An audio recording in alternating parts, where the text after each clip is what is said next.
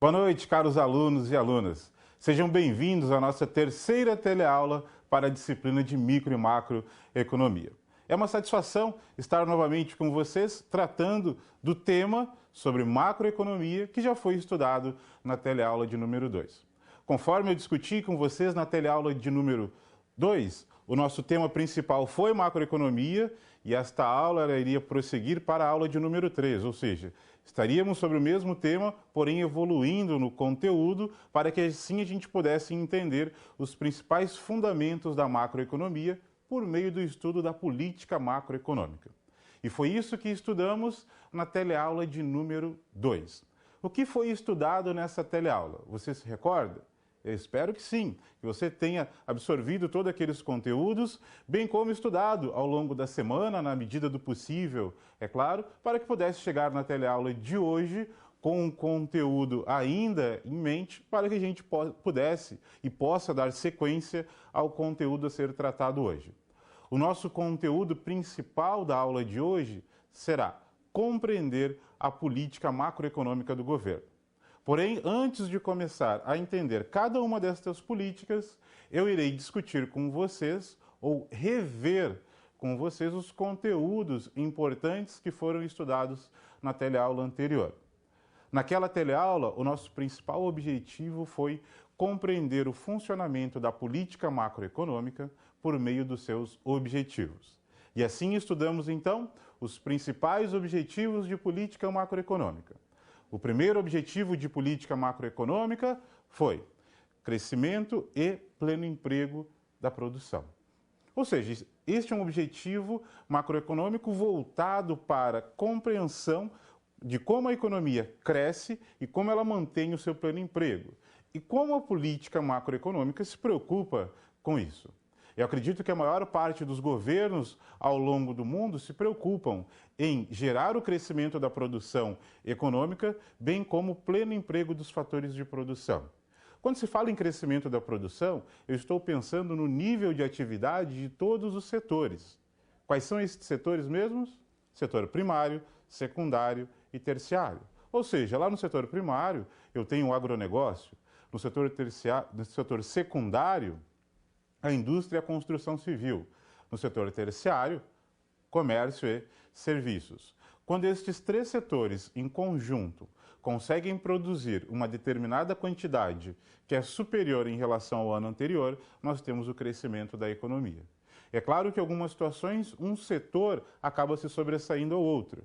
Como, por exemplo, o setor primário tem um crescimento maior do que os demais setores.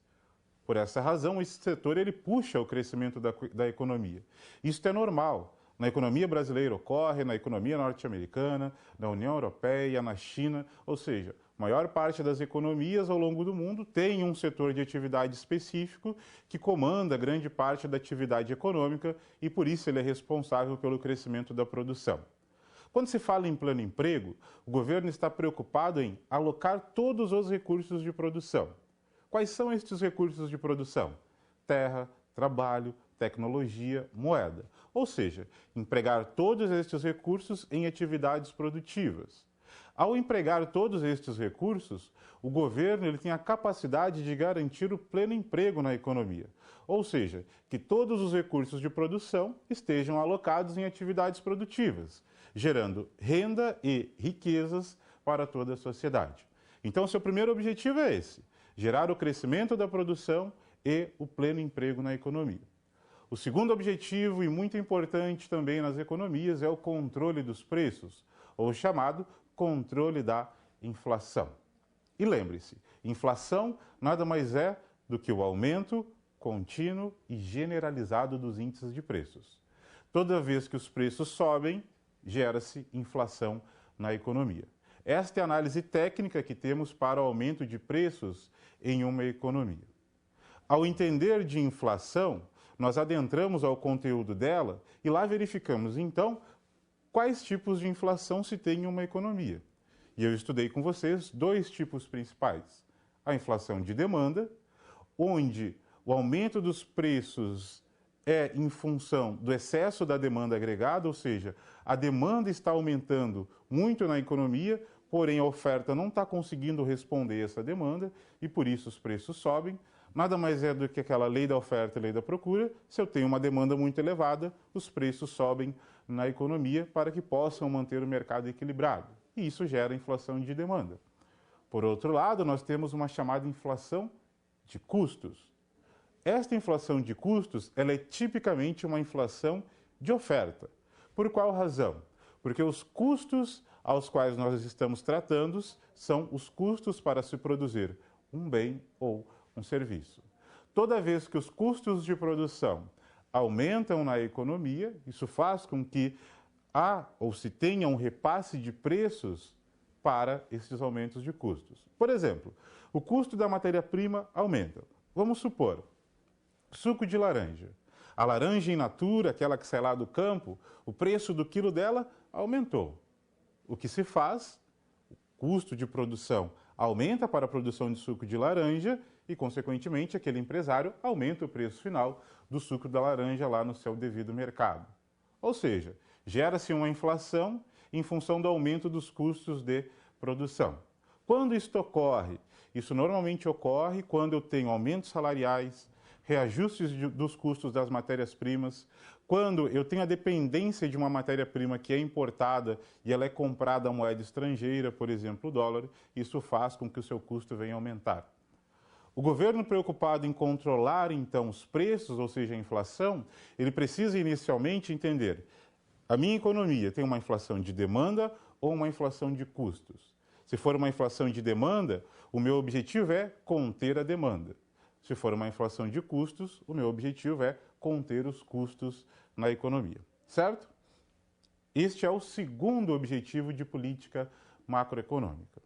O terceiro objetivo que estudamos foi a distribuição da renda e da riqueza, ou seja, o governo ele preocupa-se em distribuir toda a renda gerada nas atividades produtivas, bem como as suas riquezas, de forma igualitária com toda a sociedade. Então, o governo, por meio de políticas econômicas, ele pode distribuir renda das regiões mais ricas para as regiões mais pobres, ou até mesmo conter os preços, ou seja, controlar a inflação, como uma forma de garantir a distribuição de renda na economia. Porque saibam que, toda vez que os preços aumentam, isto gera uma concentração de renda. Por qual razão, professor? Se o preço aumenta, o consumo diminui. E toda vez que o consumo diminui, a distribuição de renda também diminui. Pensem comigo, quando eu compro uma camisa, quando eu compro um suco de laranja, quando eu compro um livro, eu estou distribuindo parte da minha renda com aquele empresário. Ou seja, eu estou distribuindo parte da minha renda com a sociedade. Quando os preços aumentam, o que significa dizer? O meu poder de compra diminui.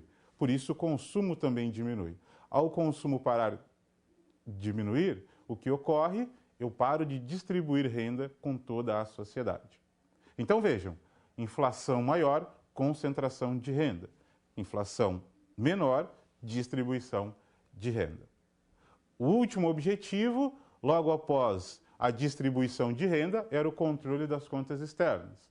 E o principal instrumento para controlar estas contas é o balanço de pagamentos, que registra a entrada e saída de moeda estrangeira da economia brasileira, por meio de operações comerciais e financeiras, como exportações, importações, investimentos em mercados de capitais estrangeiros, recebimento de investidores estrangeiros em empresas brasileiras, ou seja, toda a movimentação de capital entre um país e o resto do mundo é registrado no balanço de pagamentos. E este é o instrumento adequado para controlar as contas externas.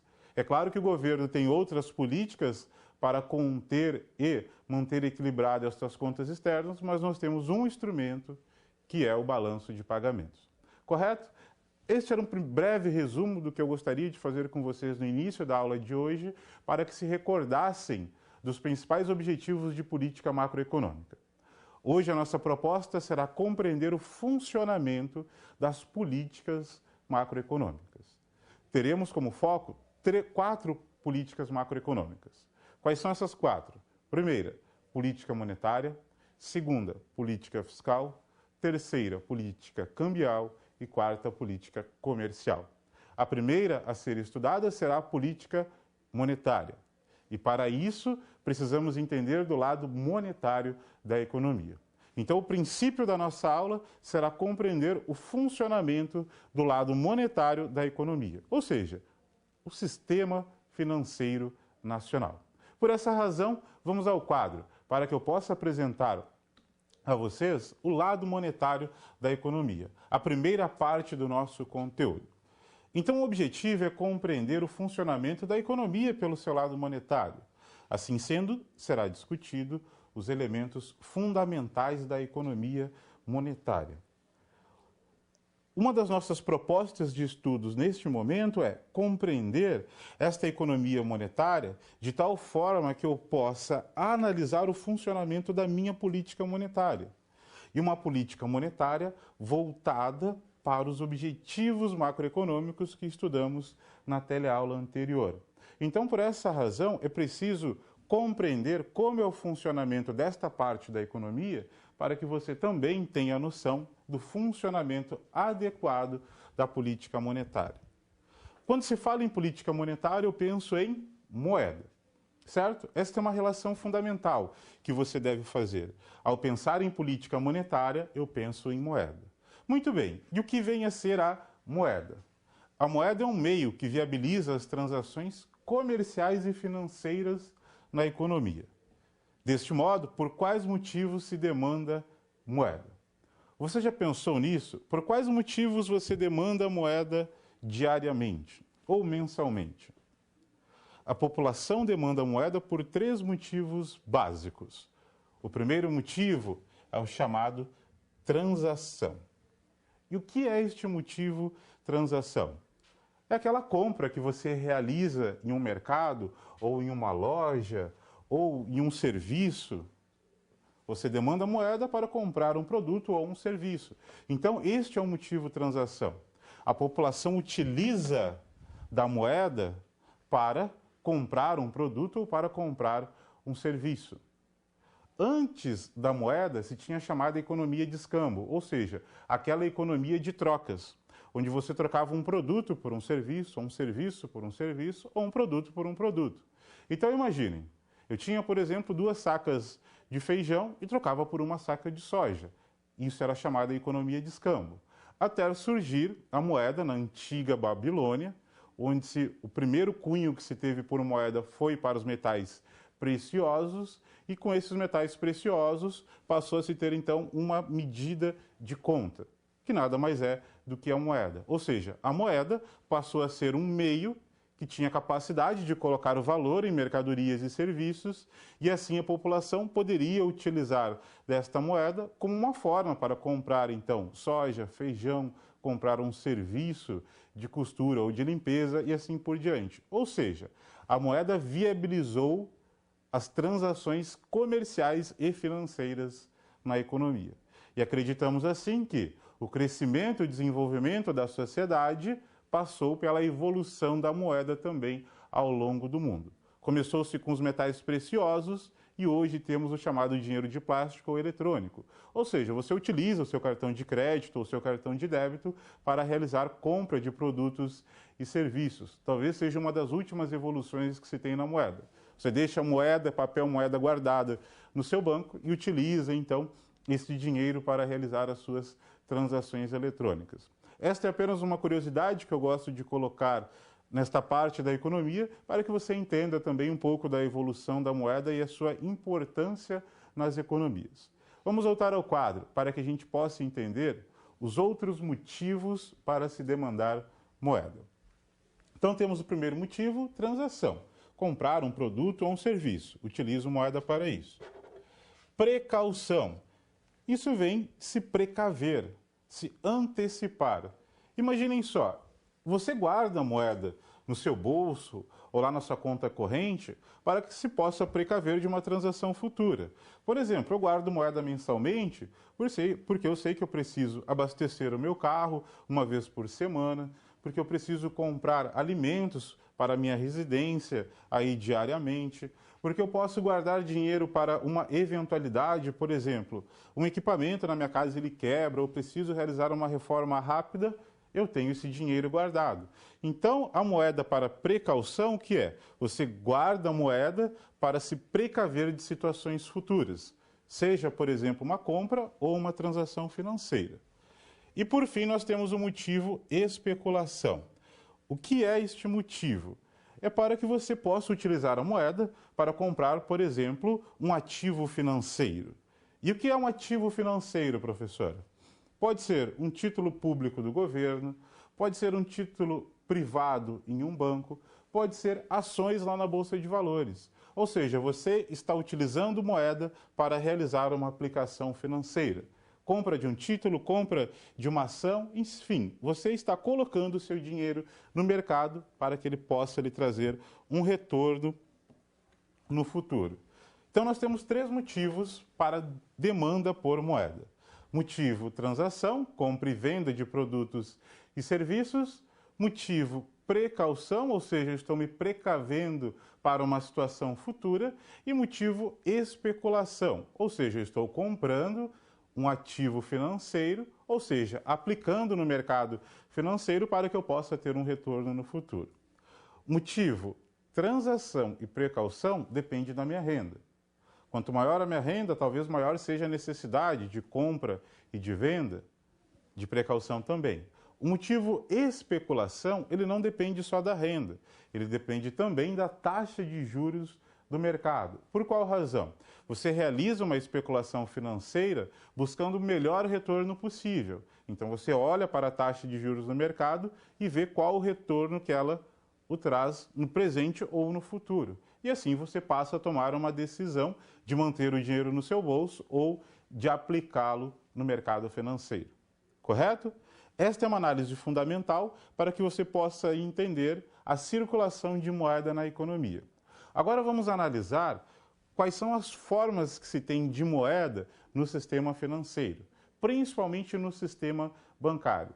Esta é uma classificação que é realizada em economia para que a gente possa entender as formas da moeda na economia. Conhecemos tecnicamente como os agregados monetários. Por isso vamos ao quadro, para que eu possa apresentar a vocês. É a atribuição do Banco Central do Brasil, ou seja, o Bacen, esta é a abreviação de Banco Central do Brasil, emitir moeda primária.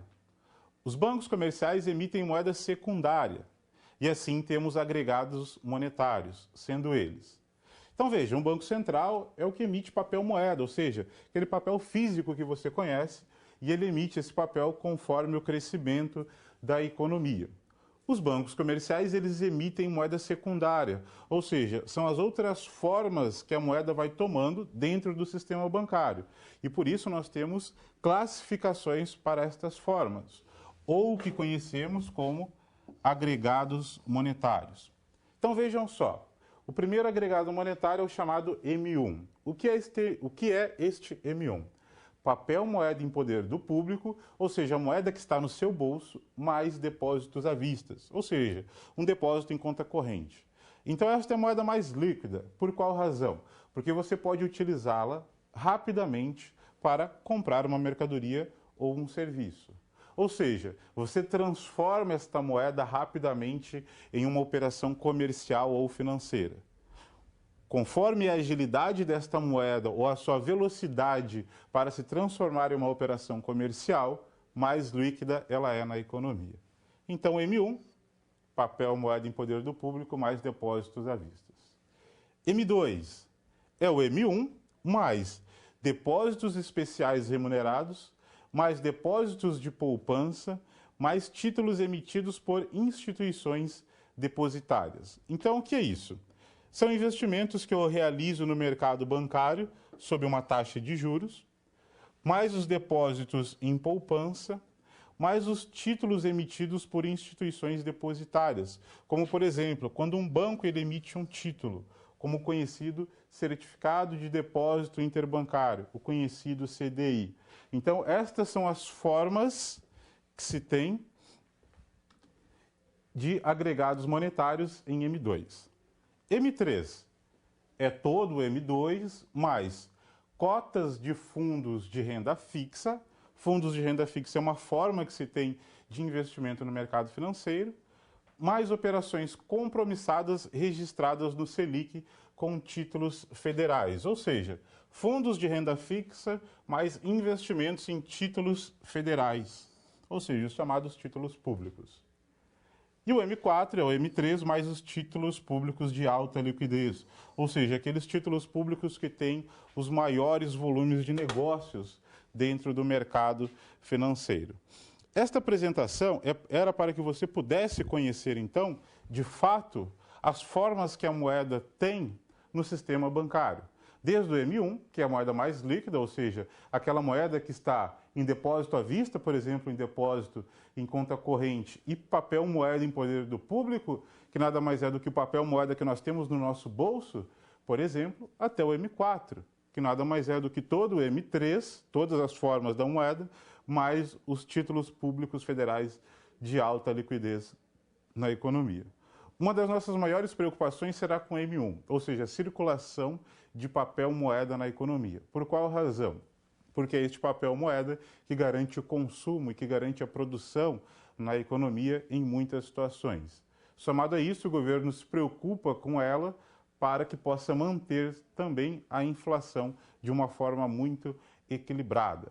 Aqueles que já estudaram um pouco o sistema de metas para a inflação, conforme eu indiquei na aula anterior, ou seja, acessar o site do Banco Central para conhecer um pouco mais sobre os sistemas de metas para a inflação, podem já ter a noção de que o governo ele controla a inflação na economia por meio do estoque de moeda. Ou seja, se eu tenho uma grande quantidade de moeda em circulação, o que o governo faz para conter os preços? Ele diminui.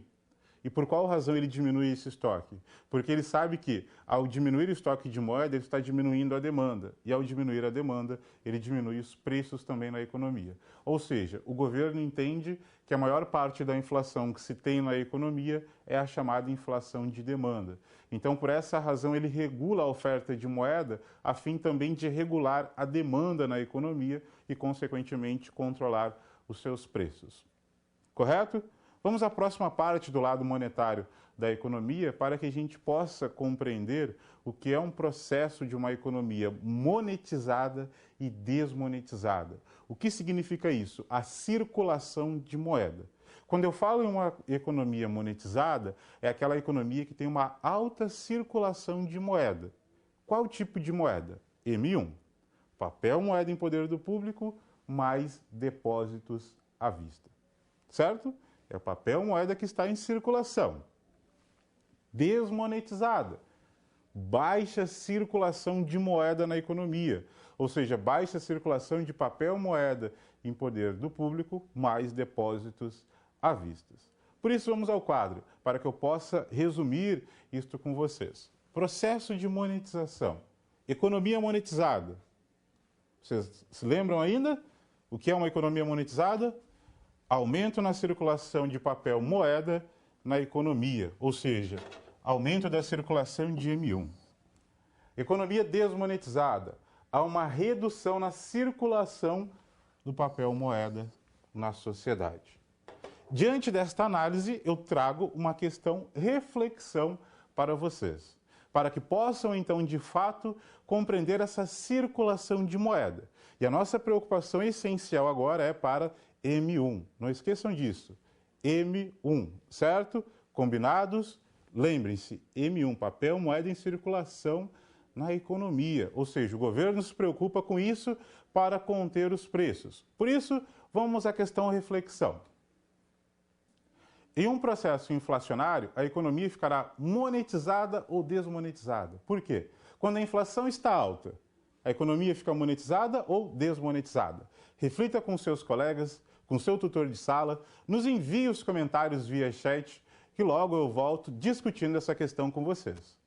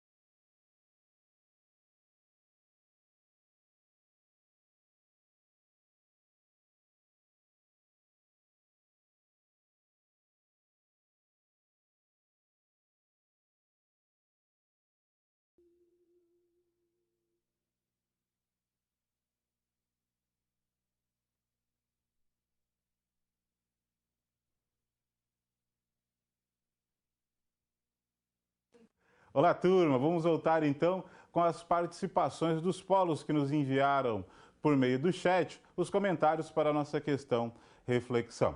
O primeiro polo foi o polo de Erechim. Gostaria de mandar um forte abraço aos meus conterrâneos gaúchos aí da cidade de Erechim. Vejam só, o processo inflacionário conduz a economia à desmonetização, pois diminui a circulação de papel moeda na sociedade. As pessoas passam a não adquirir bens, não efetuam compras. Muito bem.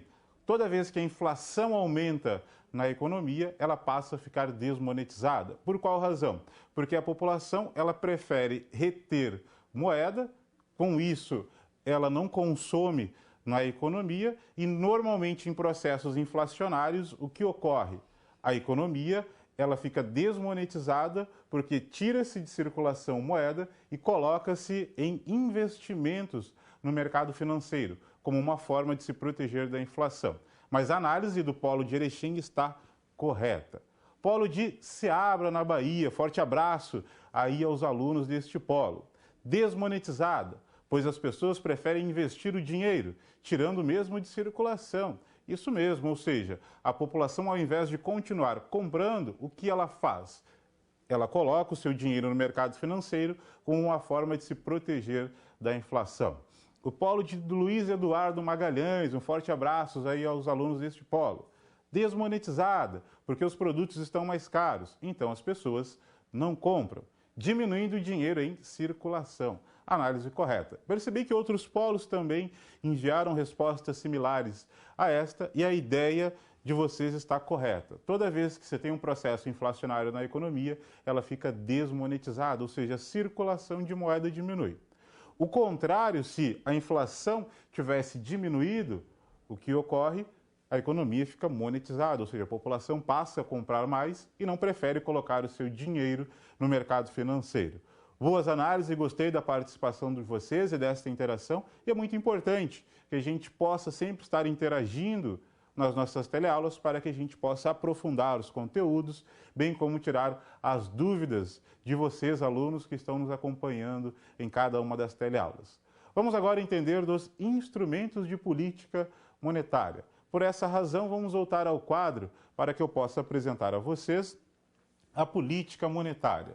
Muito bem, o que vem a ser a política monetária?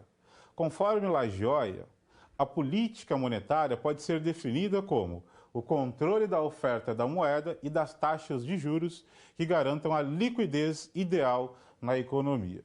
Ou seja, a política monetária ela tem como precaução, ela tem como missão controlar a oferta de moeda na economia, bem como a sua liquidez. Por qual razão a política monetária ela se preocupa com isso? Primeiro, para atingir um dos objetivos de política macroeconômica, que é o crescimento da economia, ou seja, ela controla o estoque de moeda conforme a economia vai crescendo. E segundo, é uma forma também que o governo tem para controlar a inflação na economia. Então, esta é a atividade principal da política monetária. Esta política monetária ela tem instrumentos. Quais são os instrumentos de política monetária? O primeiro instrumento é o controle das emissões, ou seja, nada mais é do que a emissão de moeda na economia. O governo se preocupa em controlar esta emissão de moeda como uma forma de garantir o crescimento econômico e, ao mesmo tempo, fazer com que os preços não venham a disparar na economia. Porque se o governo ele estimular a economia por meio das emissões de moeda, isso pode gerar uma inflação, principalmente uma inflação de demanda. Nas décadas de 80 e 90, esta era a principal causa da inflação na economia brasileira. Ou seja, a emissão de forma deliberada de moeda na economia. Isso fazia com que os preços viessem a aumentar, até chegar o Plano Real, em 1994, com a Lei de Responsabilidade Fiscal, em que os governos eles deveriam ter uma responsabilidade não só fiscal, mas também a União deveria ter uma responsabilidade conforme o seu orçamento para a emissão de moeda. Outro instrumento de política monetária importante, redesconto. Esta é uma operação de empréstimo às instituições bancárias. Então, o que é o redesconto? Nada mais é do que o empréstimo que o Banco Central realiza as instituições bancárias na economia. Então, toda instituição bancária que não tem condições de pagar as suas contas ou as suas dívidas pode pedir dinheiro emprestado ao Banco Central por meio deste mecanismo conhecido como redesconto, ou seja, um instrumento de política monetária. Então, dois instrumentos iniciais: controle das emissões e redesconto. Controle das emissões, emissão de moeda na economia. Redesconto, empréstimo do Banco Central aos bancos comerciais. Agora vamos conhecer outros dois instrumentos de política monetária, que é o conhecido Open Market, ou mercado aberto, e logo depois o depósito compulsório. Ou seja, iremos conhecer estes dois de forma individualizada. Por isso, vamos voltar ao quadro para que eu possa apresentar a vocês a operação de depósito compulsório. Ele também é conhecido como reservas obrigatórias. O que é este depósito compulsório? Quando realiza-se um depósito à vista em uma instituição bancária, o governo cobra uma taxa sobre este depósito à vista. A taxa que se cobra sobre este depósito à vista é conhecida como a taxa do compulsório, ou seja, a instituição bancária deverá pagar uma taxa compulsória sobre todo o depósito à vista que ela recebe. O que é um depósito à vista? Um depósito, por exemplo, em conta corrente. Ou seja, quando há um depósito em conta corrente em uma instituição bancária, o Banco Central cobra uma taxa compulsória de 40%, ou seja, uma taxa obrigatória. Aquela instituição bancária deve pagar essa taxa ao Banco Central. Muito bem, então vamos imaginar o Banco Central cobrando 40% de taxa de compulsório das instituições bancárias. Imagine então que um banco recebeu um depósito de R$100. Desta forma, ele deverá pagar ao Banco Central como compulsório R$40. Desta forma, quanto maior a taxa do compulsório, menor será a quantidade de moeda em forma de depósito à vista no sistema bancário. Ou seja, conforme o governo aumenta a taxa do compulsório, significa que maior parte dos depósitos à vista ficam na mão do Banco Central, ao invés de ficar nas instituições bancárias. Talvez você pense, bom, eu deixei meu dinheiro no banco e o Banco Central foi lá e cobrou daquele banco ao qual eu realizei o depósito uma taxa, por exemplo, de 40%. Esse dinheiro volta para o banco novamente? Não volta para o banco. Como ele consegue resgatar esse dinheiro? Por meio das suas operações comerciais. Um banco, ele não recebe dinheiro e não vende dinheiro?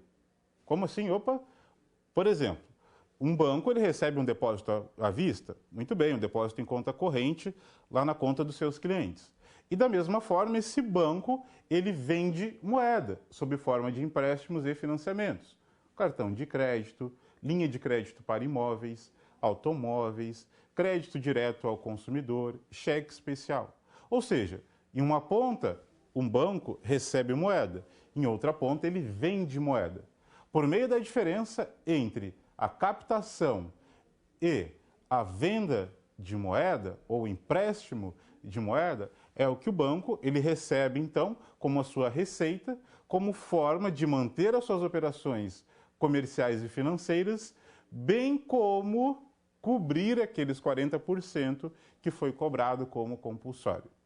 Atualmente, na economia brasileira, nós sabemos que as taxas de captação são baixas e as taxas para empréstimos e financiamentos são altas. Então, desta forma, nós temos um spread bancário, ou seja, a diferença entre a captação e a venda de moeda ela é muito elevada, e isso faz com que a maior parte das instituições bancárias consigam manter as suas operações comerciais, mesmo com o recolhimento do compulsório. Isso ocorre só no Brasil? Não, ocorre também em outras economias. Por que o governo cobra um compulsório? Como uma forma de garantir a liquidez ideal do sistema bancário. Ou seja, é uma forma de garantir a segurança do sistema bancário. Isso ocorre também só na economia brasileira? Não. Isso ocorre em todas as economias do mundo. Ou seja, é uma forma que o Banco Central tem de garantir a liquidez do sistema bancário de uma forma que ele venha a ter segurança. O que significa esta segurança? Que estas instituições bancárias, elas consigam sempre honrar com seus compromissos financeiros no presente e no futuro. Ou seja, que o Banco Central não precise intervir sobre esta instituição bancária para que venha socorrê-la, ou seja, mantê-la líquida, solvente. O que significa isso? Que esta instituição consiga honrar com seus compromissos financeiros. Então, o depósito compulsório nada mais é do que uma taxa obrigatória que o Banco Central cobra sobre todos os depósitos à vista nas instituições bancárias. Correto? Vamos ao próximo instrumento de política monetária, o chamado mercado aberto. Por isso, vamos ao quadro, para que eu possa apresentá-lo a vocês. Operação em mercado aberto. A operação em mercado aberto nada mais é do que a compra e venda de títulos públicos. Então, vamos supor aqui inicialmente a venda de um título público. Quem vende esse título público nesse instrumento de mercado aberto? O Banco Central. Inclusive, saibam que a política monetária ela é administrada pelo Banco Central do Brasil, que tem a sua sede lá em Brasília. Porém, há subsedes nas principais capitais do país. Há uma subsede em Curitiba, Porto Alegre, São Paulo e assim por diante. Mas a sede principal do Banco Central é em Brasília. Apenas uma curiosidade aí a vocês. Então vejam, venda de títulos públicos por meio do Banco Central. O Banco Central vende a quem? Para as instituições bancárias credenciadas ao Banco Central. Então, uma venda de título, o Banco Central, ele vende um título à instituição bancária. Esta venda, o Banco Central recebe moeda desta instituição bancária. Mas por que, professor, a instituição bancária compra esse título do Banco Central? Primeiro motivo, os títulos públicos têm o menor risco do mercado. Esta é uma análise muito importante. O título com menor risco que se tem hoje no sistema financeiro são os títulos públicos federais. Não só no Brasil, como também nas principais economias do mundo. Por exemplo, lá nos Estados Unidos, todos sabem que o título com menor risco são os títulos públicos federais norte-americanos. Não só na economia norte-americana, como no mercado também internacional. Muito bem. Essa instituição, ao saber que esse risco é baixo, pensa no retorno também. Normalmente, o governo paga uma remuneração com juros fixos, mais uma correção monetária, ou por meio da sua taxa básica de juros da economia. Então, vejam só. O Banco Central vende um título para instituições bancárias por um período de tempo determinado, porque ele terá um vencimento, e essa instituição bancária entrega ao Banco Central moeda. Quando chega no vencimento desse título, ocorre a operação inversa, que é a compra. Por isso, vamos voltar ao quadro, para que a gente possa verificar o fluxo inverso. No fluxo inverso, eu tenho a compra de títulos públicos por parte do Banco Central. O Banco Central entrega a moeda às instituições bancárias. Moeda como?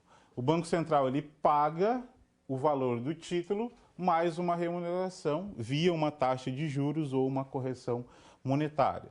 E a instituição bancária devolve o título ao Banco Central. É assim que funciona esta operação. Então vejam, se o governo ele vender títulos às instituições bancárias, o que ocorre? O Banco Central entrega título à instituição bancária e essa instituição bancária entrega moeda. Isso significa que numa venda de título público, o que ocorre? O governo ele retira a moeda do sistema bancário. E na compra é o contrário. Por qual razão? Porque a instituição bancária entrega o título ao governo, ao Banco Central, e o Banco Central devolve a moeda, ou seja, a remuneração daquele título. Correto? Esta análise ela é muito importante, principalmente no resgate, conforme você pode ver mais uma vez no quadro. Então vamos voltar ao quadro. Banco Central entregando moeda e a instituição bancária devolvendo o título. Para compreender um pouco mais dessas operações do mercado financeiro, vamos assistir um vídeo que trata sobre o mercado financeiro ou o sistema financeiro nacional como um todo. Por isso, vamos a esse vídeo e logo eu volto com a aula para que a gente possa continuar analisando outros instrumentos de política macroeconômica.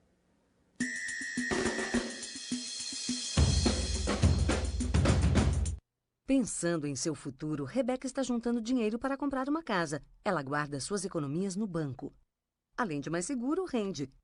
Rebeca vai retirar um valor maior do que o investido.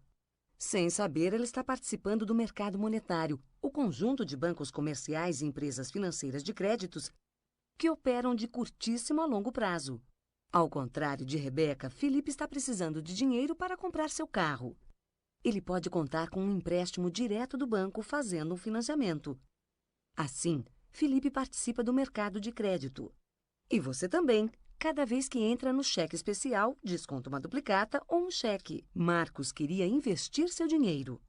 Foi até uma corretora e, mesmo sabendo que é um investimento de maior risco, que pode ocasionar perdas temporárias, optou por aplicar em ações. Isso significa que ele comprou uma parte de uma empresa. E quanto mais ela crescer e der lucro, mais o Marcos vai ganhar. Assim, Marcos se insere numa grande rede, o mercado de capitais, formado pelas bolsas de valores do mundo todo e instituições financeiras, como bancos, corretoras e seguradoras. Lúcia está de mala pronta para a Europa. Ela agora precisa trocar o seu dinheiro, converter reais em euros. Para isso, Lúcia vai recorrer ao mercado de câmbio. É lá que se realizam as operações de troca de moeda entre os agentes autorizados e seus clientes. Todas estas ações compõem um ciclo de movimentação do dinheiro que é chamado de mercado financeiro. Tesouro Nacional, empresas abertas, bancos, instituições financeiras e os cidadãos fazem parte do sistema financeiro. É ele que liga as pessoas ou empresas que possuem dinheiro às pessoas ou empresas que necessitam de dinheiro.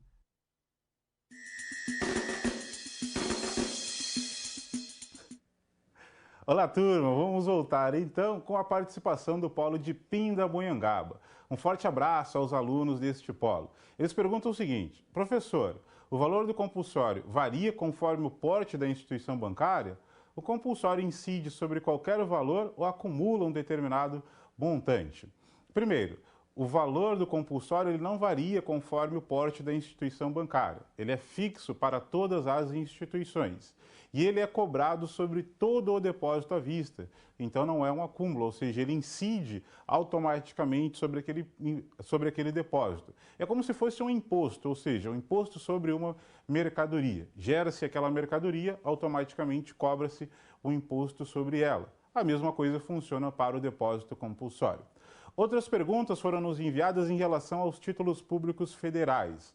Aí perguntou-se o que são estes títulos públicos. Títulos públicos federais é uma forma que o governo tem de captar recursos da economia. Ele emite um título, vende esse título para toda a sociedade e assim ele vem realizar a captação de recursos da economia. Por qual razão o governo ele emite um título? Como uma forma de captar recursos, antecipar uma receita, cobrir uma dívida ou até mesmo controlar a liquidez na economia. Isso nada mais é do que pedir um empréstimo ao sistema bancário ou à sociedade. Ou seja, o governo entrega esse título, ou seja, vende esse título para a sociedade ou o sistema bancário por um período de tempo pré-determinado entre as duas partes e no final deste período, aquele que comprou o título irá receber o valor investido inicial mais uma remuneração. Esta remuneração pode se dar via taxa de juros, mais uma correção monetária, ou seja, receber mais a taxa de inflação, por exemplo, ou só uma correção monetária, ou seja, receber apenas a inflação do período. Caso você tenha interesse em conhecer um pouco mais sobre os títulos públicos federais, acesse o chamado Tesouro Direto. Coloque um site de busca Tesouro Direto e lá tem as principais informações sobre os títulos públicos federais. No nosso próximo fórum, ou seja, no nosso próximo tópico de fórum, irei enviar também o link do Tesouro Direto para que você possa acessá-lo e assim compreender um pouco mais dos títulos públicos federais. Correto? Obrigado pelas participações e vamos continuar a nossa aula agora compreendendo do setor público, para que a gente possa analisar a chamada política fiscal. Por isso vamos ao quadro, para que eu possa apresentar a vocês o setor público. E o nosso objetivo ao compreender o setor público é analisar o funcionamento da política fiscal.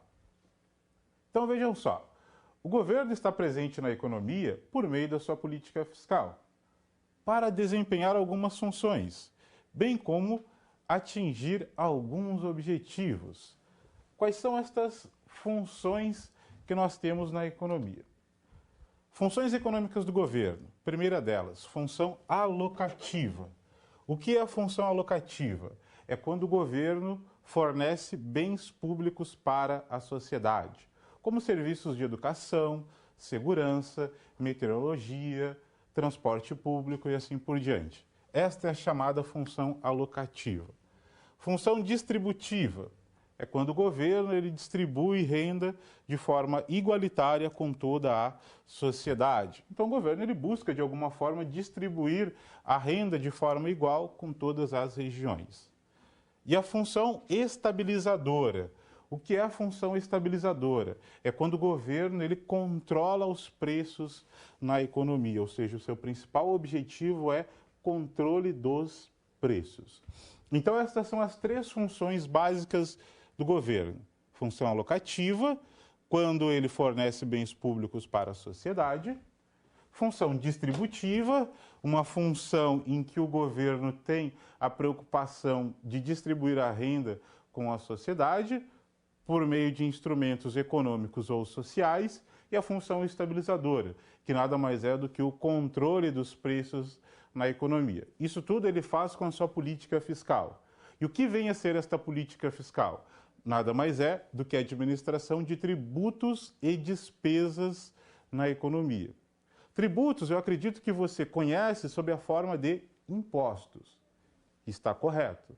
Um tributo é um imposto. Porém, existem outros tributos, como taxas, tarifas, multas e assim por diante. Mas o principal tributo que se tem na economia são os chamados impostos. Então, vejam, o governo, por exemplo, ele pode diminuir ou aumentar um preço aumentando ou diminuindo a taxa do tributo que incide sobre aquele produto, como, por exemplo, um imposto.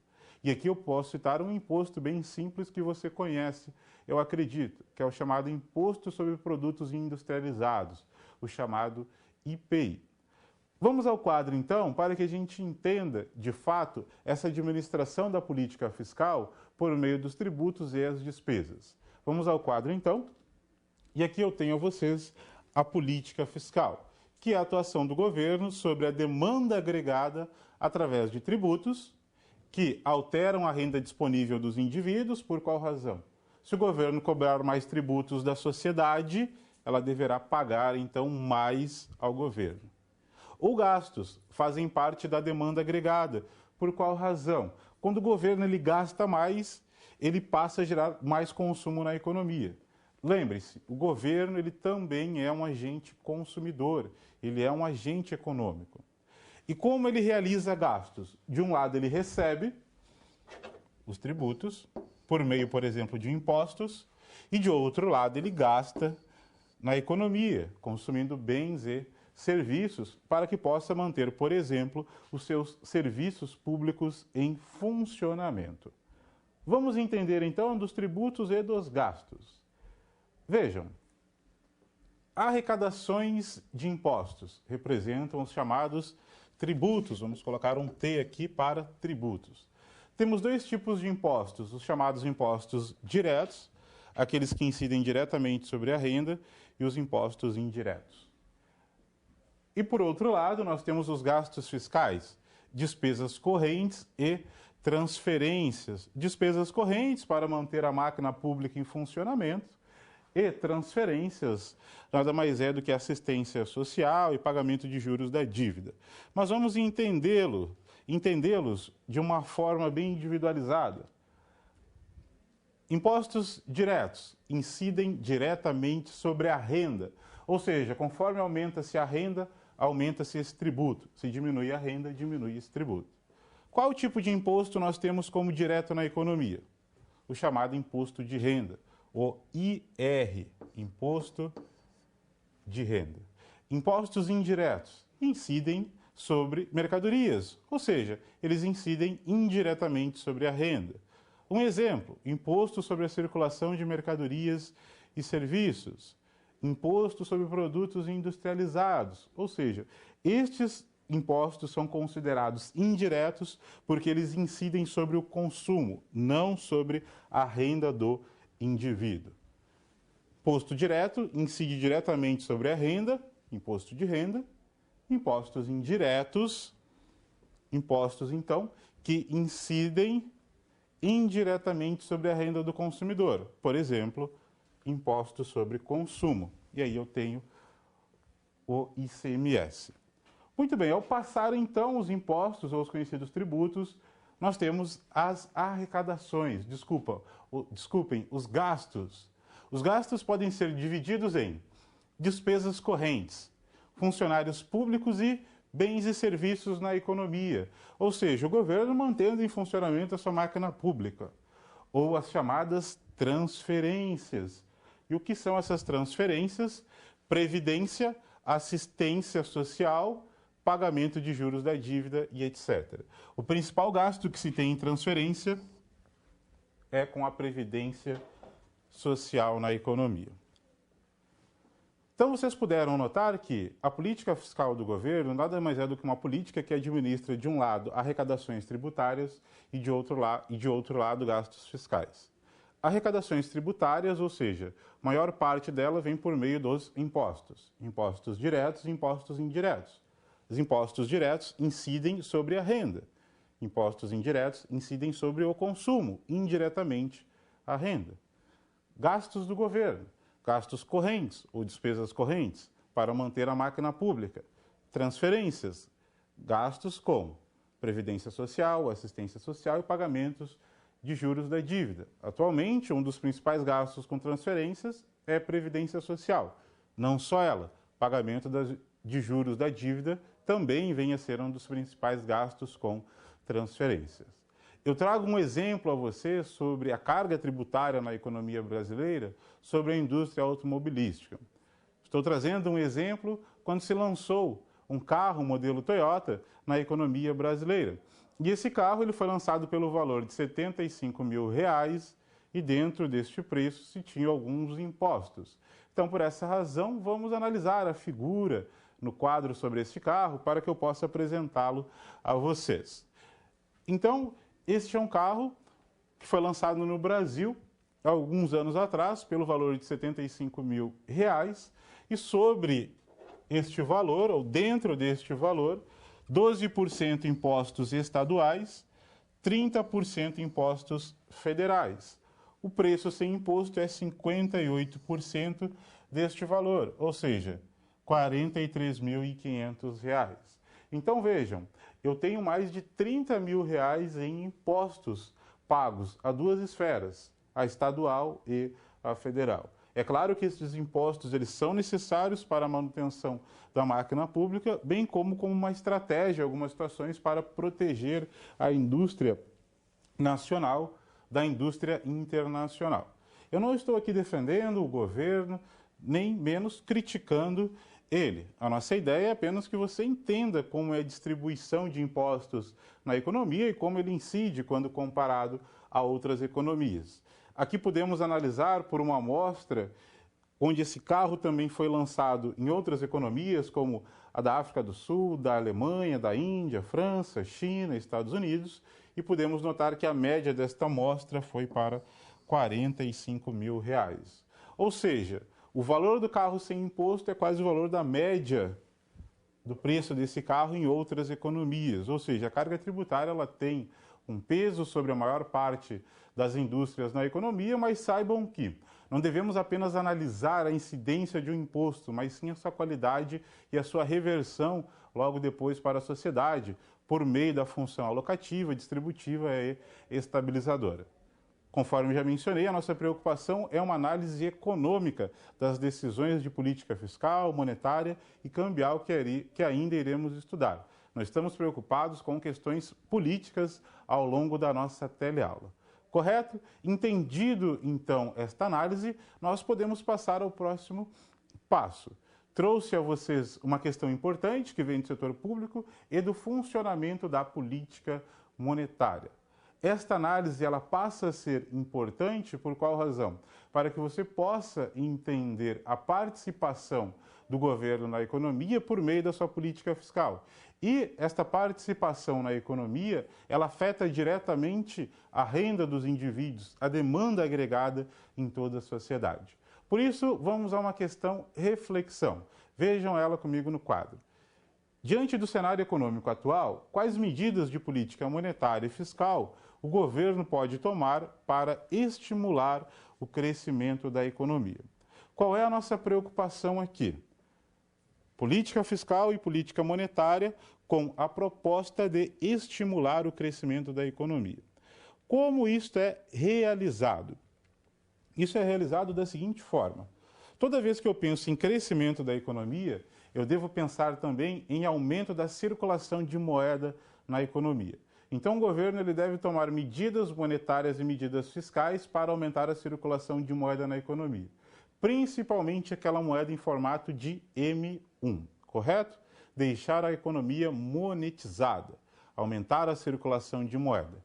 Para fazer isso, a política fiscal ela deve, então, deixar uma renda disponível maior com a população, como, por exemplo, cobrar menos impostos, isso aumenta a renda disponível, e gastar mais, isso aumenta a demanda na economia. No lado da política monetária, o governo ele pode diminuir as taxas de juros. Ao diminuir a taxa de juros, o governo ele deixa o crédito mais barato, isso estimula o consumo e a produção na economia. Ele pode diminuir a taxa do compulsório, como uma forma de garantir uma alta oferta de moeda no sistema bancário. Tudo isso refere-se a uma política econômica expansionista. Então, eu gostaria de deixar registrado aqui com vocês e que também vocês anotassem aí no seu material que política econômica para gerar crescimento econômico deve ser expansionista. Então, coloque assim, política econômica expansionista para crescimento econômico. Política econômica expansionista para crescimento econômico. Ou seja, aumentar a circulação de moeda na economia. Correto? Combinado? Esta é a análise fundamental para a política econômica em função de um objetivo que é crescimento econômico. Estimular a economia por meio da oferta de moeda. Política monetária e fiscal expansionista. Ao analisar a política monetária e a política fiscal, nós podemos seguir para outra importante política econômica, que é a chamada política cambial da economia. E esta política cambial, ela tem a preocupação de administrar a taxa de câmbio na economia. Por isso, vamos analisar o funcionamento desta política por meio do quadro. Por isso, vamos voltar ao quadro para que eu possa apresentar a vocês o que vem a ser a política cambial. Esta política é responsável por administrar a taxa de câmbio por meio dos regimes de câmbio. Muito bem. O que vem a ser a taxa de câmbio, então? Acredito que você já ouviu falar dessa taxa de câmbio nos telejornais, na internet, já discutiu com seus colegas o que vem a ser a taxa de câmbio. Porém, nunca pensou de fato no seu conceito, correto? Outros talvez sim, já tenham pensado, a taxa de câmbio é o valor da moeda nacional em comparação a uma moeda estrangeira. Isto é taxa de câmbio. Valor da moeda nacional em comparação a uma moeda estrangeira. Então vejam comigo, eu estou pensando no valor do real em relação ao dólar. Por que dólar, professor?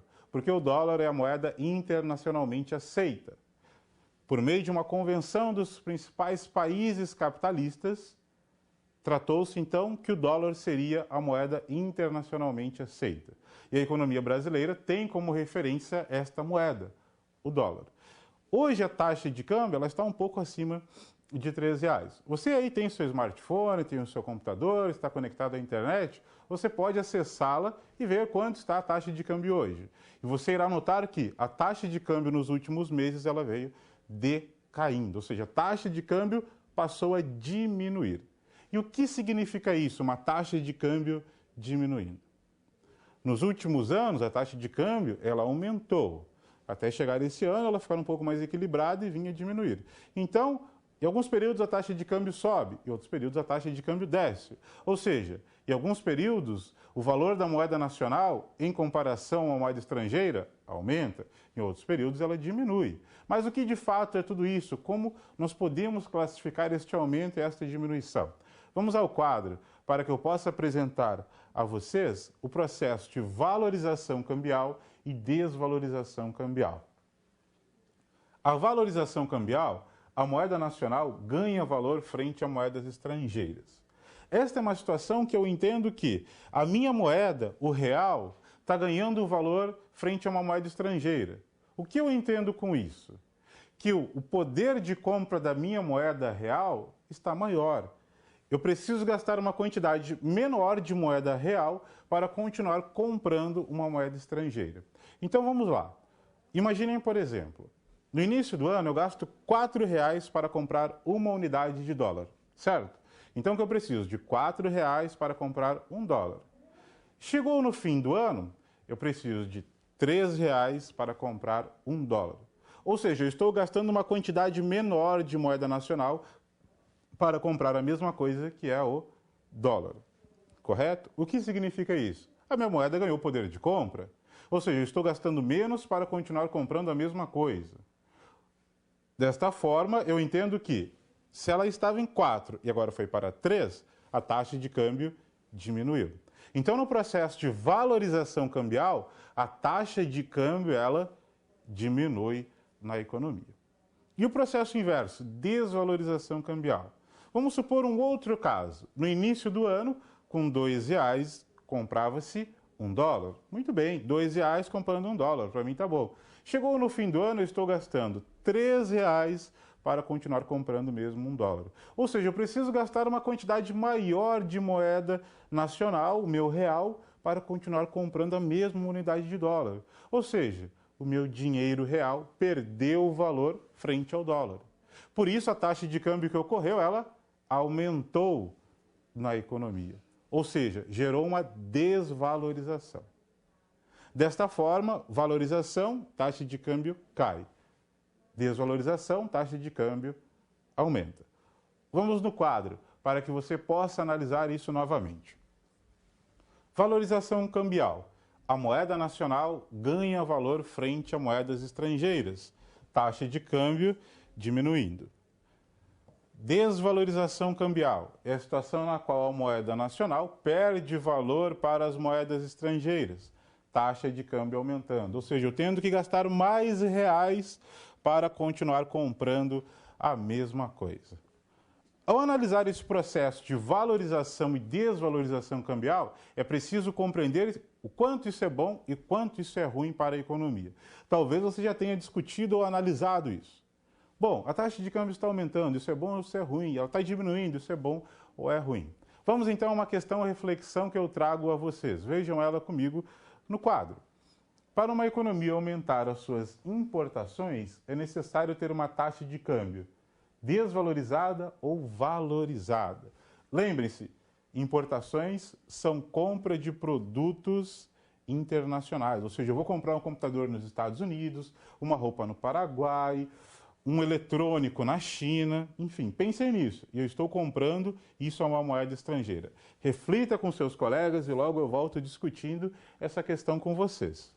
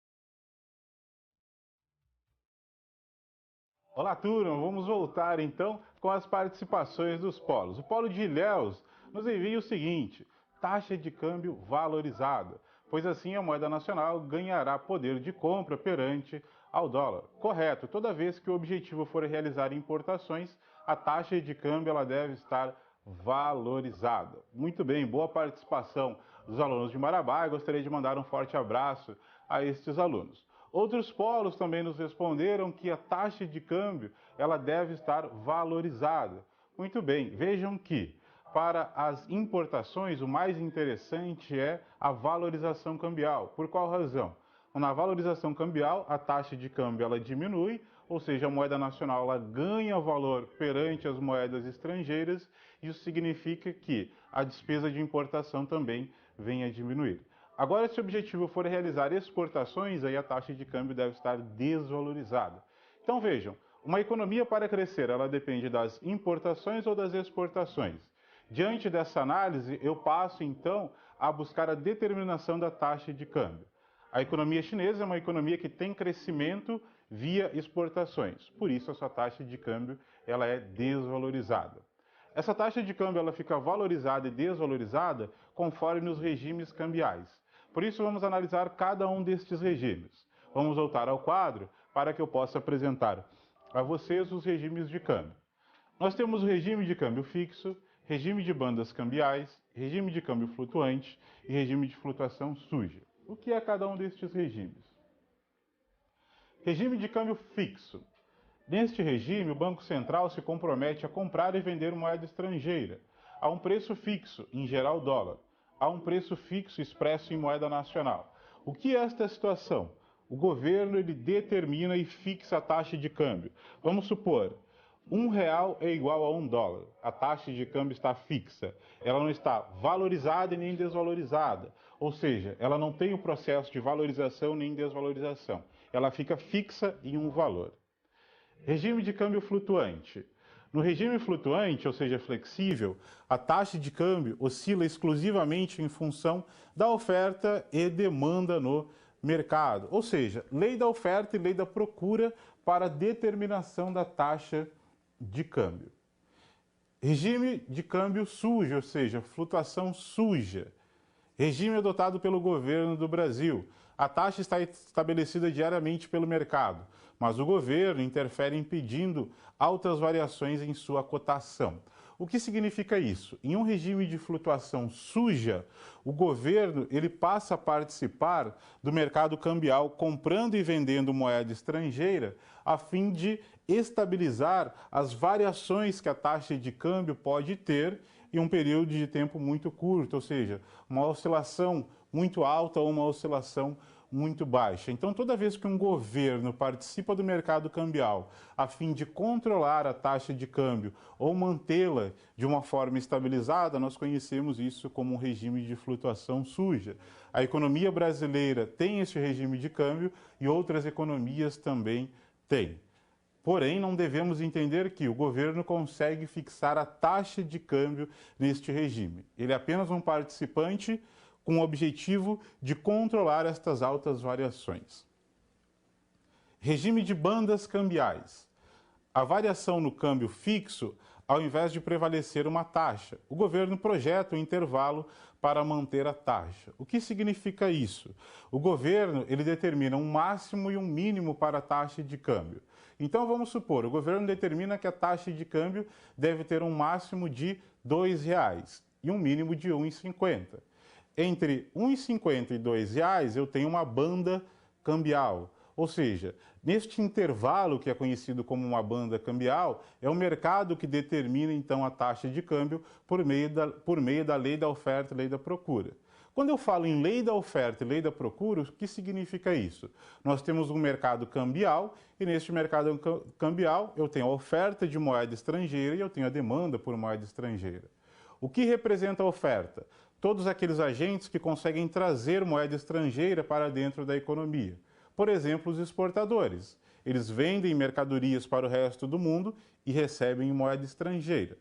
Quem demanda? Por exemplo, os importadores, aqueles que compram um produto em outro país e precisam pagar em moeda estrangeira. bem como os turistas nacionais, ou seja, se você quer realizar uma viagem para os Estados Unidos ou para a China, você precisa de moeda estrangeira para ingressar neste país e realizar as suas transações. Então você demanda moeda. Nesta lei da oferta e lei da procura, a taxa de câmbio ela passa a aumentar e diminuir conforme as leis do mercado. Se eu tenho uma oferta muito alta, a taxa de câmbio diminui. Se eu tenho uma oferta muito baixa, a taxa de câmbio aumenta. Se eu tenho uma demanda muito alta, a taxa de câmbio aumenta. Se eu tenho uma demanda muito baixa, a taxa de câmbio ela diminui. Ou seja, lei da oferta e lei da procura. Que nem quando você chega no mercado e você vê, em alguns períodos eu tenho a oferta de tomate está muito alta no mercado, tem tomate para tudo que é lado. O que ocorre com o preço do tomate? Cai. E outras situações, quando há uma escassez por este produto, o seu preço aumenta. Taxa de câmbio e um regime flutuante funciona da mesma forma. Correto, gente? Lembre-se, sempre há o livro didático, a web aula, bem como o seu tutor, para que você possa tirar todas as suas dúvidas quando necessário. Muitos tutores nos enviam perguntas de vocês ao longo da semana e, na medida do possível, em conjunto, a gente responde a vocês. Temos ainda um momento de perguntas ao fim da aula, então toda dúvida que você tiver, você já pode ir nos enviando via chat, que no momento oportuno eu volto a responder a vocês. Vamos seguir a nossa aula e por isso vamos voltar ao quadro para que eu possa dar sequência agora a esta atividade. Pensem comigo. Defina e explique as diferenças entre um regime de câmbio fixo e flexível. Como o Banco Central faz para manter uma taxa de câmbio fixa? Irei realizar esta atividade com vocês. Regime de câmbio fixo. O governo determina a taxa de câmbio. A taxa de câmbio ela fica fixa. R$1 igual a $1. Ou R$1 igual a $2. Enfim, o governo ele determina a taxa de câmbio. E automaticamente ele precisa regular a oferta de moeda, o seu estoque, para manter essa taxa de câmbio.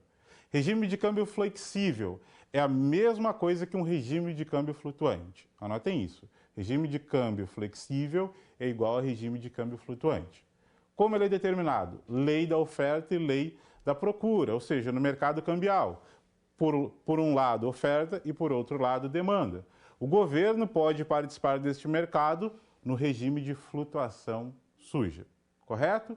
Esta é a análise que deve-se fazer para compreender um regime de câmbio fixo e um regime de câmbio flutuante ou flexível. E por isso eu quis realizar essa atividade para que você, de fato, tivesse um resumo e a noção exata do que é um regime e do que é o outro. Os dois principais são esses, fixo e flutuante.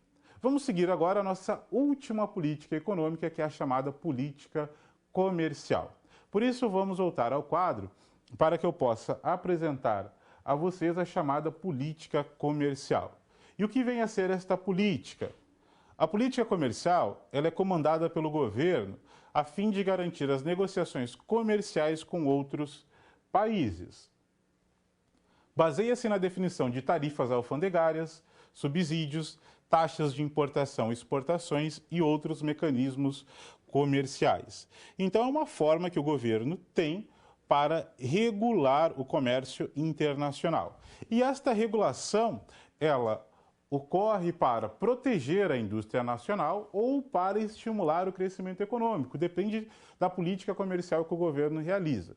Mas é claro que todas as economias buscam ter acordos comerciais de políticas eficientes e que buscam trazer vantagens para as duas partes. Por exemplo, Brasil e China, Brasil e Estados Unidos, Brasil e Canadá. Vantagem no comércio para os dois. Para que a gente possa compreender um pouco mais dessa política comercial, vamos assistir um vídeo que trata desta relação comercial de um país com o resto do mundo.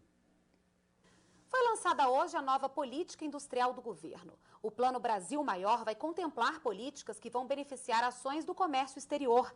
As medidas abrangem desoneração das exportações, defesa comercial, financiamento e garantia às exportações e à promoção comercial. A reportagem é de Carla Vatir. A indústria é um dos motores que impulsionam um país. Se ela produz, mas não consegue vender no mercado, fatalmente a economia vai sentir.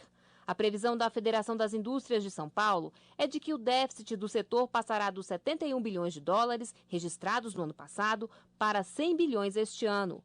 Culpa em parte da presença dos importados, que triplicaram com o dólar baixo, e a valorização do real frente à moeda americana. A nova política industrial anunciada pelo governo quer recuperar a competitividade do setor. O Programa Brasil Maior é baseado em 3 pilares: redução de alíquotas de impostos, condições especiais de crédito e defesa comercial. O programa prevê desoneração para vários setores, redução de IPI sobre bens de investimento, além da extensão por mais um ano dessa redução sobre bens de capital, material de construção, caminhões e veículos comerciais. O BNDES também vai ter uma participação no programa, com linhas de incentivo. A indústria nacional será privilegiada nas compras governamentais. Com o Reintegra, regime especial de reintegração de valores tributários para as empresas exportadoras, haverá devolução direta de PIS/COFINS de até 3% do valor exportado de manufaturados que hoje não tem direito a crédito. E para os setores que empregam muita mão de obra, como móveis, calçados, têxtil e aqueles ligados à tecnologia da informação, a folha de pagamento será desonerada. A alíquota de 20% do INSS cai para zero. Respeitando as práticas do livre comércio que nós pleiteamos, as regras da OMC, nós vamos tomar um conjunto de medidas que vem no sentido de dar mais condições para que a indústria brasileira possa competir em pé de igualdade com estas importações. O mercado brasileiro deve ser usufruído pela indústria brasileira e não pelos aventureiros que vêm de fora. A nova política industrial também vai privilegiar a inovação tecnológica, com o objetivo de ampliar os investimentos públicos e privados em pesquisa e desenvolvimento. O orçamento da FINEP, a financiadora de estudos e projetos ligada ao Ministério da Ciência e Tecnologia, vai receber mais 2 bilhões de reais. Olá, turma! Então vocês puderam assistir um vídeo que trata sobre a política comercial brasileira para os últimos trimestres aí do nosso ano. Ou seja, uma política que vem sendo desenvolvida pelo governo para que possa manter relações comerciais eficientes entre o nosso país e o resto do mundo. Vamos analisar mais alguns aspectos da política comercial de um país. Por isso, vamos voltar ao quadro para que eu possa apresentar a vocês tarifas, ou seja, isso faz parte da política comercial. É a mais simples das políticas comerciais, refere-se ao imposto cobrado quando um bem é importado. Nós temos tarifas específicas, que são cobradas por um valor fixo para cada unidade importada, ou seja, eu cobro um valor fixo, ou tarifas ad valorem, que nada mais é do que uma taxa que é cobrada sobre o valor importado ou exportado. Nós temos ainda subsídios às exportações. E o que é isso? Um subsídio à exportação é um pagamento ou a uma firma ou a um indivíduo que envia um bem ao exterior. Ou seja, quando o governo ele paga parte do custo de produção de um exportador para que ele possa ter uma competitividade maior no comércio internacional. Porém, há instituições que regulam esses subsídios para que não se tenha um comércio internacional desleal entre um país e outro. Todos os estímulos dados para aumentar a oferta de produtos exportáveis, ou seja, é uma forma também de garantir as exportações do mundo. Outros incentivos, apoio à realização de feiras internacionais. Por exemplo, nós temos o Itamaraty. Lá no Itamaraty ele realiza relações internacionais com outras economias para que assim possa apresentar os produtos brasileiros a outros países. Então, os diplomatas, por exemplo, eles continuamente vão a algumas feiras a fim de promover os produtos nacionais em outras economias. É uma forma também que se tem de política comercial. Então, o grande objetivo de uma política comercial de um país, principalmente o que é? Alavancar as exportações deste país, seja por meio de tributos ou subsídios, bem como garantir as importações necessárias para fazer essa economia crescer. Nas décadas de 60 e 70, o Brasil dependia estruturalmente das importações. Ou seja, o governo ele necessitava, ou o país como um todo, necessitava importar máquinas e equipamentos para garantir o desenvolvimento da indústria nacional. É claro que ainda há um desenvolvimento da indústria nacional, porém hoje ela já está sólida quando comparada ao passado. Por isso, muitos setores de atividade hoje precisam de políticas voltadas às exportações, como uma forma de captar renda externa e assim realizar investimentos internos. Correto, meus caros alunos? Chegamos ao fim da nossa última política macroeconômica e do nosso objetivo de aula, que era estudar a chamada política comercial. Agora eu irei ao momento de perguntas, aquelas que já foram enviadas ao longo da aula, algumas eu já selecionei com vocês via tutor, e agora então eu irei responder essas perguntas na medida do possível. O Polo de Vitória da Conquista nos pergunta o seguinte: professor, podemos substituir o termo demanda por procura? Sim, é a mesma coisa, demanda e procura é a mesma coisa. Um forte abraço aí a esses alunos que participaram conosco durante toda a aula. O Polo de Ilhéus pergunta o seguinte: a explicação da questão da demanda por moeda para precaução. Precaução nada mais é do que tomar moeda para uma transação futura. Então, por exemplo, eu estou demandando moeda hoje para me precaver de situações futuras. Então, vamos supor, eu tenho dinheiro guardado para que eu possa abastecer o meu carro toda semana. Eu tenho dinheiro guardado para que eu possa pagar a minha refeição diária em uma semana. Eu tenho dinheiro guardado para que, por exemplo, uma eventualidade em minha casa, por exemplo, quebrou um eletrodoméstico ou eu preciso realizar uma reforma rápida, eu tenho esse dinheiro guardado como uma forma de precaução para realizar essa transação. Então, precaução é isso, eu guardo dinheiro para uma transação futura. Todos nós sabemos que há transações rotineiras que você realiza e por essa razão você se precaver guardando dinheiro. Correto, alunos de Ilhéus? Espero que vocês tenham entendido e se não tiverem, ainda temos o chat atividade para que eu possa tirar as dúvidas de vocês. Polo de Jataí, um forte abraço aos alunos. O que acontece se o governo produzir mais dinheiro? Se o governo produzir muito dinheiro, ele pode gerar a chamada inflação de demanda. Ou seja, ele emite moeda, gera consumo, porém não gera oferta suficiente para atender essa demanda. Por qual razão? Quando o governo ele gera moeda, automaticamente ele gera consumo, mas não na mesma velocidade ele gera oferta. O que ocorre? Inflação na economia. Por isso é preciso se ter um controle sobre a oferta de moeda na economia. O Polo de Guaratã do Norte. Professor, quais são os títulos públicos de alta liquidez? Os títulos públicos de alta liquidez são aqueles que têm maiores negócios hoje no Tesouro Direto.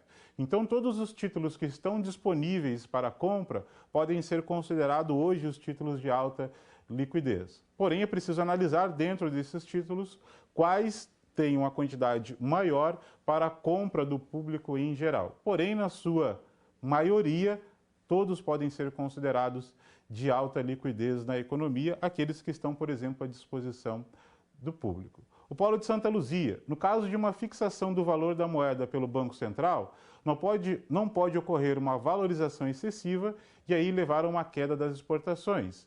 E aumento das importações? Pode sim. O governo ele pode fixar a taxa de câmbio de uma forma tão valorizada que favorece apenas as importações. Isso ocorreu no início do Plano Real. Foi inclusive uma das estratégias do Plano Real para que pudesse controlar a inflação. Porém, essa estratégia ela deve ser assegurada por meio de um estoque de moeda estrangeira que venha a dar regulação da moeda. Mas isso pode ocorrer sim, deixar uma taxa de câmbio fixada em termos valorizados, isso só favorece as importações e não favorece as exportações. Muito bem, chegaram muitas perguntas, porém o tempo não nos permite mais respondê-las. Eu gostaria de desejar um forte abraço a todos os alunos que participaram conosco até este momento e todas aquelas perguntas que não foram respondidas agora, eu irei respondê-las no chat atividade. Então, um forte abraço a todos vocês, muito obrigado pela participação e vamos à próxima atividade, que nada mais é do que a nossa aula atividade.